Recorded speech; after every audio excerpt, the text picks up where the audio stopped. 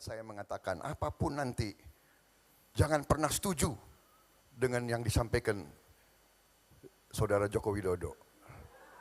Jangan pernah setuju. Itu nasihat, tapi saya ini bukan politisi profesional. Saya kalau ide yang bagus, saya harus bilang bagus. Jadi saya tidak dengar. Momen ini mungkin tidak pernah Anda lihat dalam debat-debat capres sebelumnya.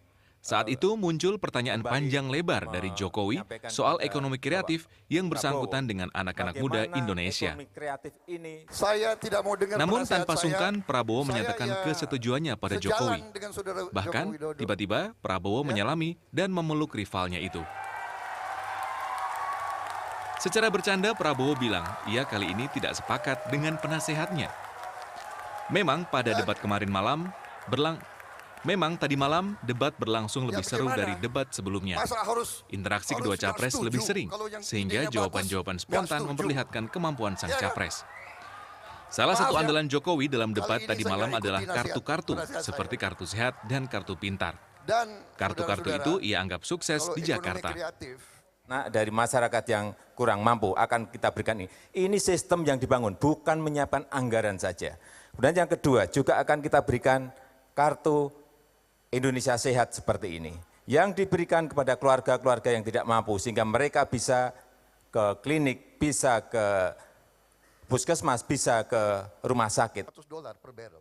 Sedangkan salah satu hal yang ditekankan Prabowo Subianto untuk memperbaiki perekonomian adalah dengan memperbaiki kebocoran anggaran negara selama ini. Kebutuhan-kebutuhan kita, janji-janji para pemimpin, sebagaimana juga Bapak terus keluarkan kartu ini dan kartu itu.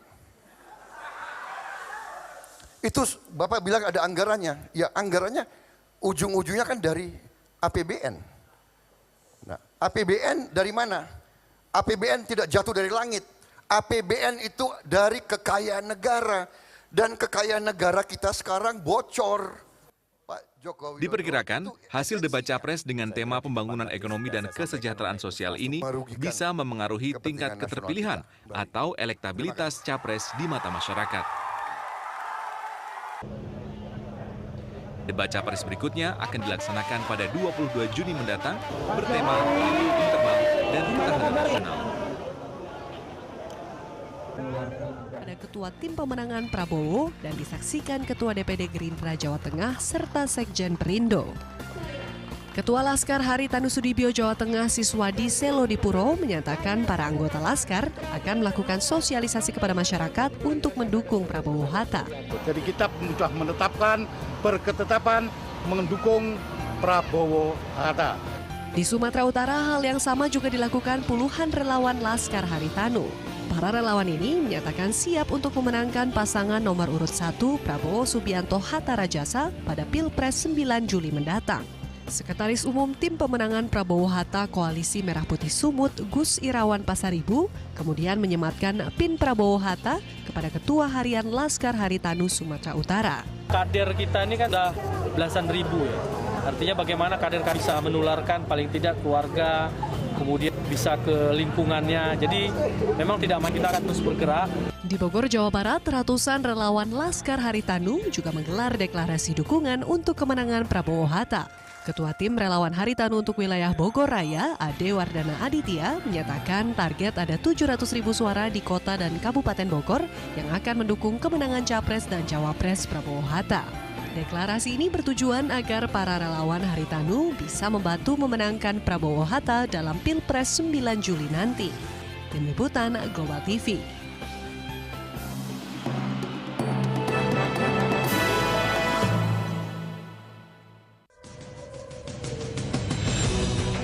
Sidang kasus dugaan suap kepada mantan Ketua Mahkamah Konstitusi MK, Akil Mukhtar, memasuki agenda penuntutan. Akil Mukhtar siap menghadapi tuntutannya di Pengadilan Tindak Pidana Korupsi Tipikor Jakarta. Namun Akil mengelak melakukan suap dan menuding salah satu pimpinan KPK juga pernah meminta bantuannya untuk memenangkan jabatan petinggi KPK. Akil didakwa menerima hadiah atau janji terkait pengurusan sengketa di 15 pilkada, termasuk menerima uang dari adik Gubernur Banten Atut Kosia Tubagus Khairi Wardana sebesar 7,5 miliar rupiah terkait sengketa Pilkada Lebak. Akil juga didakwa melakukan tindak pidana pencucian uang saat menjabat sebagai Hakim Konstitusi. Ya pemirsa, demikian berita pilihan ke-6 sudah kami tayangkan bagi Anda. Kami akan tutup berita pilihan pada malam hari ini dengan berita pilihan ke-7 kami, yaitu Sidang Senturi. Dan pemirsa, demikian perjumpaan kita di program Berita Pilihan. Saya David Tobing mohon undur diri. Selamat malam dan selamat menyaksikan berita pilihan ke-7 kami berikut ini. Mantan Deputi Gubernur Bank Indonesia Budi Mulya dengan seksama mendengarkan pernyataan jaksa dalam sidang tuntutan hari ini. Sebelumnya Budi Mulya didakwa pasal penyalahgunaan wewenang dalam Undang-Undang Pemberantasan Korupsi dengan ancaman penjara maksimal 20 tahun penjara.